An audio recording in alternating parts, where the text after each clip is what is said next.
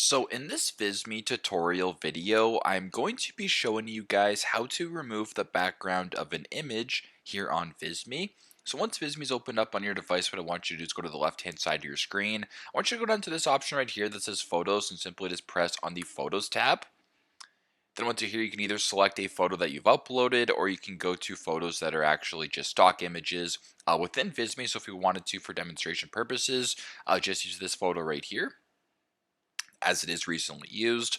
I'll make it a little bit larger as well so it's easier for you guys to see. So if you wanted to remove the background of this photo, now keep in mind some backgrounds are a lot easier to remove than others. The simplest way to do it is actually if you have a premium plan through Visme, and if you were to go ahead and just press on the image right here, go to the top left and press on edit.